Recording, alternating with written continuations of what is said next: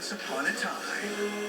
So that was a pretty interesting episode. I really enjoyed it. Like I said in my trailer review, I figured Colin O'Donoghue would be owning the screen time, and he pretty much did. Bernard Curry, though, did a really, really good job, and I really liked it. Him and Colin O'Donoghue seemed like they were real-life brothers. Now, let's kind of dissect the episode with flashback and then what's going on in Underbrook.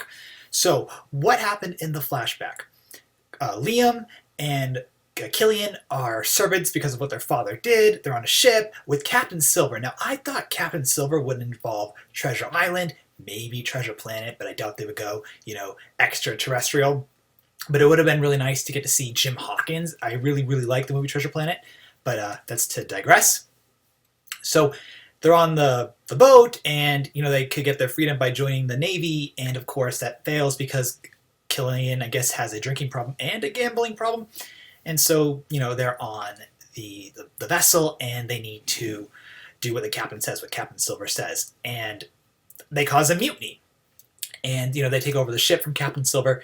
And when Liam's in the captain's quarters, guess who he meets? Hades. Hades is sort of being like the Rumple of this episode. In fact, Robert Carlyle wasn't even in this episode, which I thought was weird, seeing how in last week's episode, his ending was really, really a big reveal, with Belle being pregnant and whatnot. So why would he not be here, especially since he's being blackmailed by Hades? A lot of us thought that Liam was Robert Carlyle or Rumpelstiltskin in disguise, so I found it really weird that he wasn't in this episode.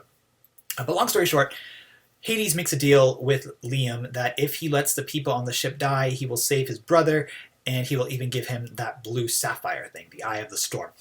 I think it's really, really weird that Hades would be involved in Liam's life like this. I'm wondering if we're going to see the three fates, because I can't figure out why the God of the Dead would want to be involved with Liam. It doesn't make a lot of sense. I mean, I understand why for this episode, for writing, but overall, I don't understand why Hades would target Liam. Like, he just seemed too unimportant on the grand scheme of life. So that was pretty much how the episode went. Liam's unfinished business is he was never honest about the fact that he, lied to Killian and let all those people die, including Captain Silver. And then Liam and Killian get to join the King's Navy, and, then the episodes of Season 3 occur. So in Storybrooke, Emma gets to meet Liam, and a lot of us from the trailer really did not like Liam because of how mean he was to her. And he's being that over-brother protective because he doesn't think anyone's good for Killian, and I think he's wrong. Now, in the beginning, a lot of us thought that Rumple or Hades was in disguise, or that he was being controlled by Hades, and in fact, for quite a while in the episode, he was not. He was just being annoying. And it's because he has all this guilt, and he doesn't want Killian to find out his secret, but at the same time, it was just him until Hades began to blackmail him about, letting Killian find out his secret, which he eventually does, which of course is what happens. Sometimes as I watch this show, I want to call it Once Upon a Soap, because it seems very soap opera-like. But, Liam and Emma just have this back and forth animosity towards each other, and it makes sense because she doesn't like him, she doesn't trust him, and Liam can't stand being around her. I actually really enjoyed Emma and Regina's interactions when they were talking about it, or talking about Liam, where, Regina went to Emma that you are too good for him, which I thought was kind of funny. I just love how they have like a real good best friend sister motif going on. Another thing to talk about is Henry's part of this episode. Regina, for what she did, was very, very minor. Robin Hood, I don't even remember seeing him, so he did nothing. Henry and David had some more interesting moments. Mary Margaret was very, very low in this episode too. So David and his makeout scene with Corella, that was great. I loved talking about that in the sneak peek. I remember reacting to that and being like in shock because it was just so intense. I did really, really enjoy that scene.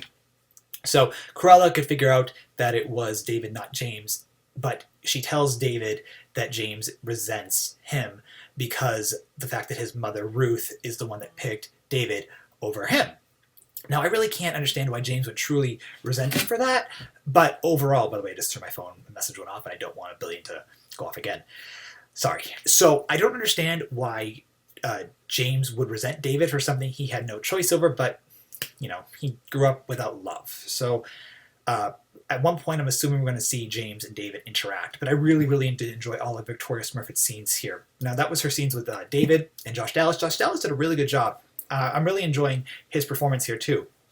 And then in the beginning of the episode, we see Henry in Corella's car. I thought that was excellent. I really enjoyed Victoria and Jared together. They were great. And then they run into the apprentice, or I should say Henry runs into the apprentice, and the apprentice tells him his unfinished business was Henry because he didn't tell him everything, and that Henry can't bring Corella back to life. And from the way the episode ended, it doesn't seem that Henry is going to resurrect Corella, which is interesting. That his whole scheme with being a hero and getting the sorcerer's pen to become the author again sort of went in a different direction, because now he's kind of pulling the rug out from Corella. But who knows what would happen? Last thing I would want to do is angry Corella DeVille. So I really enjoy that. So Henry's plight is to no longer be the sidekick, the kid that gets pushed around. And I actually really admire him for wanting to no longer be on the sidelines. Excuse me, that was someone else in my house.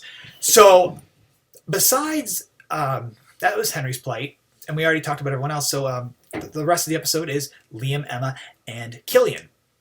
And after Hades blackmails him and tells him to tear out the pages, so that way they can't figure out his secret, and we'll talk about his secret in the trailer review, because that's an excellent, excellent secret, and I'm really looking forward to, Rebecca Mader coming back. So Liam is blackmailed, he takes out the pages, they find the Underbrook version of the Storybook, and following that, Liam rips them out, and he throws them in the well, and then Emma and Killian figure out the truth. Emma figures it out before Killian doesn't believe him, or Killian doesn't believe Emma, and then, he finds out the truth from Liam. And then, of course, the people who Liam accidentally let die are in the underworld, and they kidnap Killian and Liam. I always find the word kidnap funny, because technically they're not kids, but they abduct them, I should say. So they abduct Liam and Killian, they put them, by the brinks of the fire, and they say, they're going to walk the plank. I liked all the pirate references in this movie, or the nautical references in this episode. Though, I will say, every episode of Once Upon a Time to me very much does feel like a movie. Just because I always feel that, even if it's not always well written, it always just goes in that movie flow.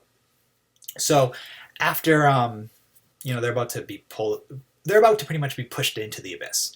And Hades appears, and Hades saves them by, getting rid of Captain Silver, so there he goes. So, unfortunately, no more chance for Jim Hawkins, unfortunately.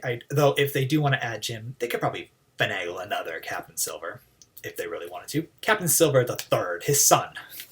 So, or his grandson. So Hades saves the two of them, and then he pushes Liam off because he's still pissed at Killian. And what happens is, Killian says, or Liam says to Hades, "Don't hurt my brother." And Hades goes, "Fine." And he goes, "Whew." And Liam's about to fall into the fire, and then, Liam, is telling Hook to let him go, and Hook does, and because, Liam let loose, his unfinished business has been complete, so he was able to move on, which allowed the other sailors to move on as well. Hades is also pissed that he's lost a ton of souls, so now people are kind of pretty much fleeing from his realm. So that was pretty cool in that regard, that, Hades actually ended up making people leave his realm, but of course he's going to blame Hook.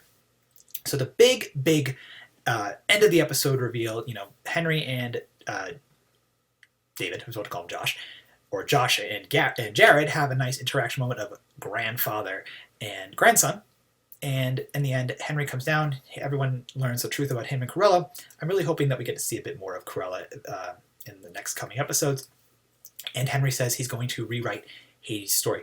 I'm looking forward to seeing what Henry can do as the author. I feel that as the author, he does have a lot of potential, and I'm actually glad they're making him want to do more things. In fact, the showrunners are making him more interesting. Actually, every character so far has been really interesting in this arc, to a point that I'm really, really enjoying them and want to see what's going to be going on with each and every one of them. So the end of the episode, Hades gets the pages back from the well, which, like I said, floated from the well into his domain.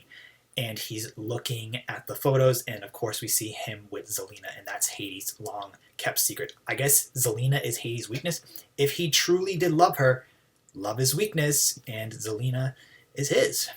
And that's how it ends. We'll speculate a little bit more in the trailer review, but this is the review of the episode. I enjoyed it. I really, really enjoyed it. Bernard Curry did a great job as a guest star. I loved him. Jennifer Morrison and Colin were, owning this show as always. They were great. I enjoyed the plot of the episode. I enjoyed the flashbacks. It was a little boring, but I kind of liked how it all weaved together into the present day storyline. This is again sort of like a Ghost Whisperer type episode because it's we're letting or saving souls and letting them move on, or some souls get lost like they did last week. But overall, I would say it was a solid episode. It was good to see Colin O'Donoghue back and moving, and I enjoyed it. I'm looking forward to next week's quite a bit. We'll cover the sneak peeks, and I'm going to do the trailer review very soon, so we can discuss that. But share your thoughts about this episode in the comments below.